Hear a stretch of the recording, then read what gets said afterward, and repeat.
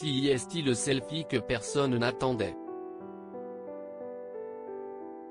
Après une année chargée en tant que porte-parole du gouvernement, Gabriel Attal a mis le cap sur la Corse pour profiter de ses vacances d'été.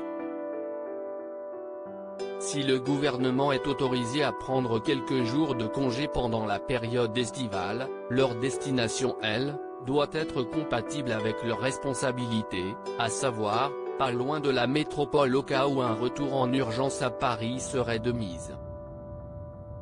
Et tandis que chacun peut souffler un peu, le porte-parole du gouvernement lui, passe des vacances un peu spéciales, puisqu'il lui a été demandé de sillonner le pays pendant les vacances alors que se met en place le pass sanitaire, rapporte Le Parisien.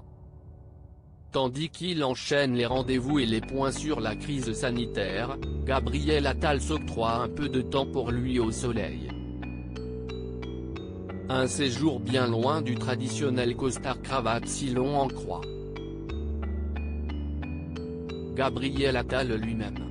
Pour répondre à un internaute, le porte-parole du gouvernement a ainsi osé le selfie torse nu à la plage, assurant qu'à l'occasion il pouvait bien tomber la chemise pour profiter de la côte de beauté, malgré la présence du variant Delta qui peut gâcher l'été.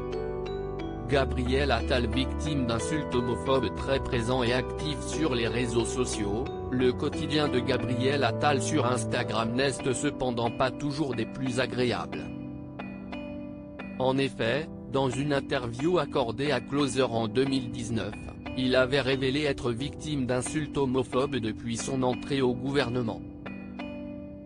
Si est-il vrai que les réseaux sociaux sont souvent un tombeau d'attaques anonymes. J'y reçois des insultes, notamment homophobes, chaque jour, avait-il confié, expliquant que s'il lui réussissait désormais à ne pas s'attarder dessus, pour ses proches cela était plus compliqué. Cette violence, je m'y suis fait. Si est plus dur pour ma mère, mes sœurs et mon petit frère de 7 ans, avouait-il.